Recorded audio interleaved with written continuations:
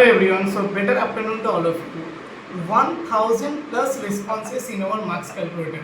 যেখানে কোথাও না কোথাও যখন সবাই এত বেশি রেডিটে বা অন্য জায়গায় হচ্ছে বলছিল যে আমরা কেন এখানে করবো এখানে কেন করবো, উল্টে আরও আমাদের ওয়েবসাইটে ট্রাফিক বেড়ে গেছে, ঠিক আছে।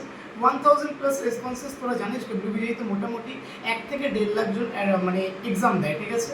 এবার যখন 1%-এর ডেটা আমাদের কাছে চলে আসছে, আর কোথাও না কোথাও ওই যে ডেটার যে ডিস্ট্রিবিউশনটা ওটা অনেকটা ইভেন আছে, যেমন ডব্লিউবিজি একটা টাফ পেপারে বা 2023 পেপারে যেমন হয়েছিল ঠিক ওরকমই রেঞ্জে আমি অত নাম্বার অফ স্টুডেন্টসকে দেখতে পাচ্ছি।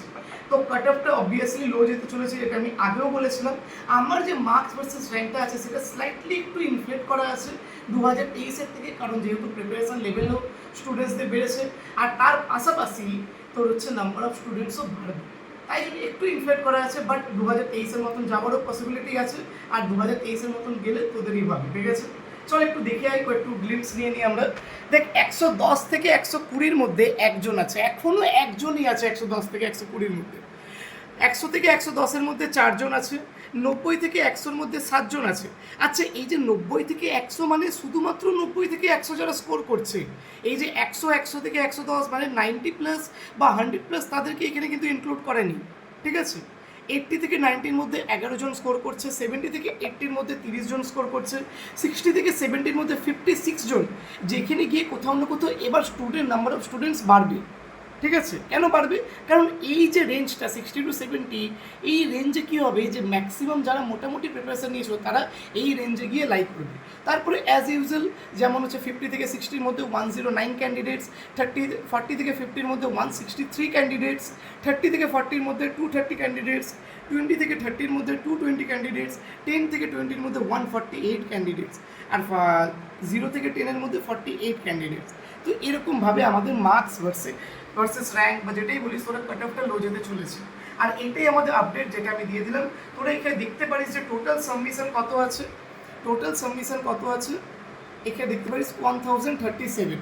এর পরে দেখবি যখন ফাইনাল অ্যান্সার কি আসবে তখন এটা আশা করছি 2000 ক্রস করে যাবে, ঠিক আছে।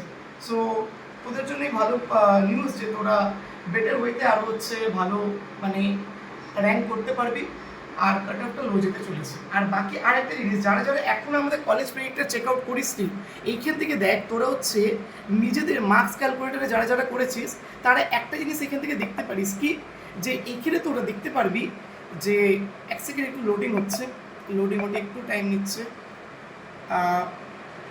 Wait for few seconds. I think it is getting loaded. Yes, now it is live. দেখ এখানে তোরা ইঞ্জিনিয়ারিং র্যাঙ্ক দেখতে পাচ্ছিস, মানে কি এটা জিএমআর র্যাঙ্ক। এটা কি র্যাঙ্ক? GMR rank. এই র্যাঙ্ক দেখেই তোর কাউন্সেলিং হবে, এই র্যাঙ্ক দেখেই তুই কোন কলেজ পাবি সেটা ডিসাইড হবে। তো এই র্যাঙ্ক অনুযায়ী তোরা আমাদের এখানে দেখ কলেজ প্রেডিক্টর আছে, এই যে কলেজ প্রেডিক্টর, এখানে গিয়ে তোর জিএমআর র্যাঙ্ক ধরে নে তোর 580। তুই এখানে সিলেক্টেড ক্যাটাগরি করলি, যে তুই ধরে নে ওপেন ক্যাটাগরি, জেনারেল ক্যাটাগরি আছিস। তারপরে তুই দেখতে পারিস যে প্রেডিক্ট কলেজেস কী পেতে পারিস। দেখ এখানে লোডিং হচ্ছে, যাদবপুর ইউনিভার্সিটিতে আইটি পেতে পারিস, সেটা লো চান্সেস আছে। মিডিয়াম চান্সেস ইসিই পেতে পারিস, আর হাই চান্সেস ইনস্ট্রুমেন্টেশন ইলেকট্রনিক্স এগুলো পেতে পারিস।